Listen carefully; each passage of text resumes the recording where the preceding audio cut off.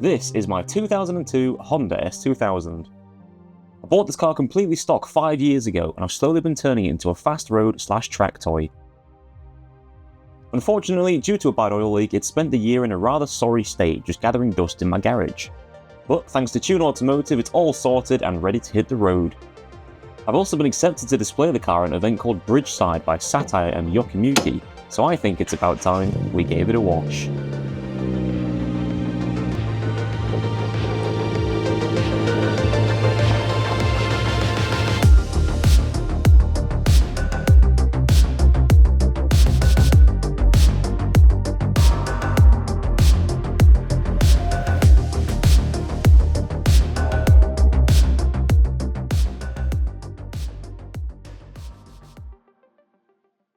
First things first, let's sort these wheels out. They might not look it at first glance, but these things are filthy, so we're testing out a new wheel cleaner to see if that'll help shift the dirt.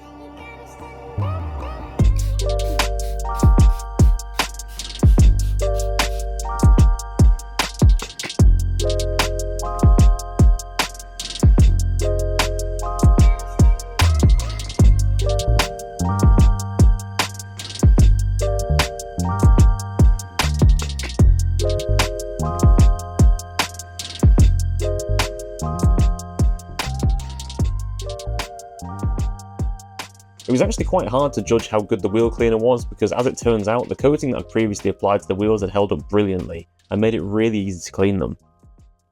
With that sorted, I then moved on to the bodywork where I was testing a shampoo by Chemical Guys. I won't lie, this made loads of suds, but the wind blew most of them down the street later on. I'm using 2 buckets, a lamb's wool wash mitt, and I don't know if this is the product or the attachment, but I'd love to hear your recommendations for snow foam here. Oh, also, if your jet wash doesn't work, just give it a boot. See? There you go.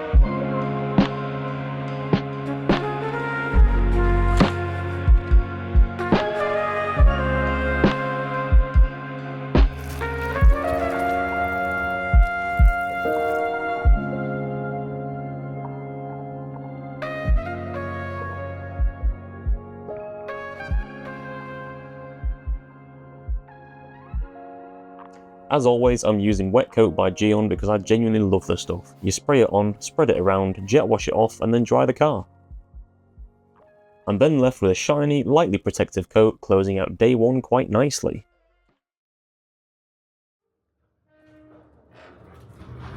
For day 2, I figured I'd take a crack at tidying up some of the details, including my exhaust and badges. Now, this Skunk 2 system sounds wicked, but it could really do with a polish, so we're using some auto sol, some cloths, and a brush drill attachment for some reason.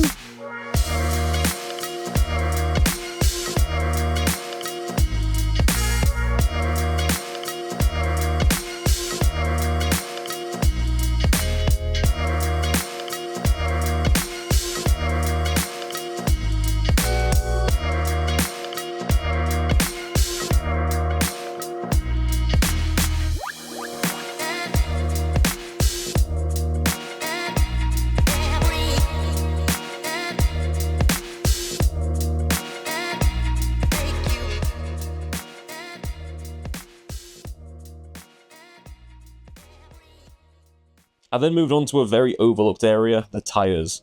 Now, I prefer a matte finish over gloss, as it just looks far classier in my opinion, and I've always liked the results I've got with this Glime? Yeah, that one.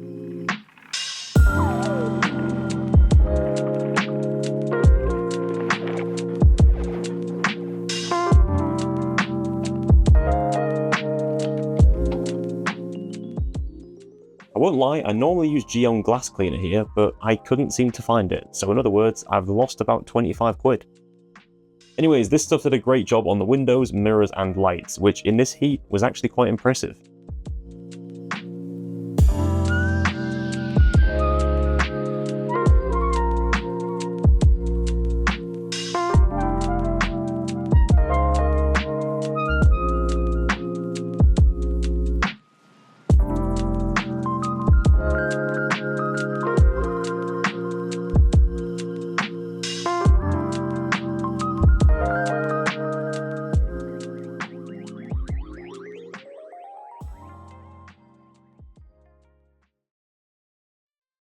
Finally, we're on to the interior, but before I can begin, I've got to empty out all the rubbish and random junk. It really is interesting what you find under the seats. I then hoovered up some sausage roll crumbs, I wiped my dusty roll cage, very awkwardly wiped the interior glass, and then I got to work fixing a piece of plastic trim. This is genuinely good advice here, get yourself a box of generic trim clips. They don't cost much and they're very handy to have. These clips aren't a perfect match, but they've done the job quite nicely in a pinch and it looks so much better.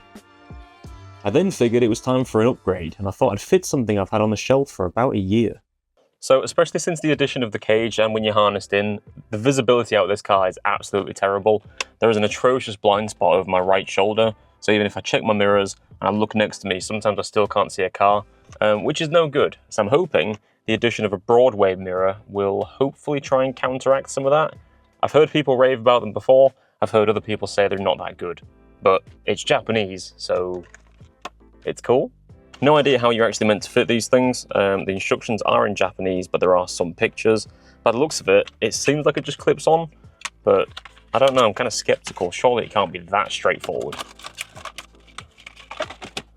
Okie dokie. Oh my god, it is. It literally just clips straight on. Let me have a nosy.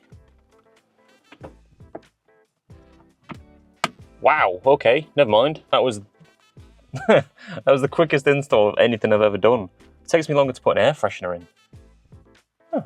Right, I guess, can we still move? Oh my god, revolutionary. And the difference?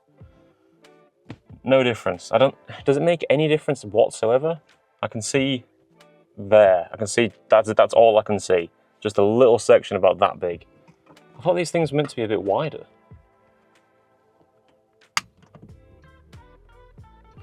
Have I just broken it? There is no way I've just broken it. What a caveman.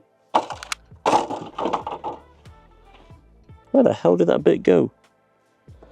Having a track car is like having your own waste disposal or sarlacc pit, because once you drop something, chances are you will never ever find it until you take the seats out.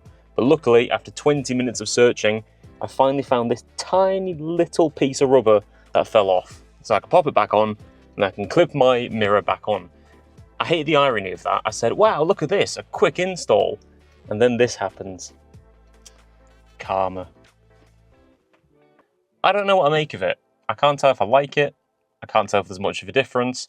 I'll show you guys a before and after. You give you the comparison so you can see. Yeah, I don't know. I think bang for buck, a little bit questionable on this one, but let me know what you think. One very quick upgrade / downgrade later, the car was nearly ready. All I needed to do now was to fit a tasty new air freshener from Chemical Guys. Also, if you're listening, please send me a crate of the Pina Colada one, it's amazing. I then popped a Fresh Driver's Den sticker on and it was finally time for the grand reveal at Bridgeside Show by Satire and Yokoyuki.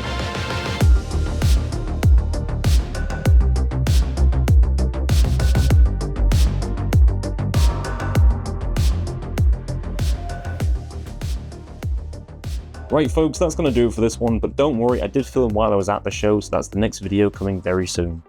As always, thank you very much for watching, it's massively appreciated. Feel free to subscribe to the channel for more, and let me know in the comments, how long does it take you to wash a car? Take care folks. Doesn't smell Japanese. It smells awful. No, my new sunglasses. Fuck! Oh my god.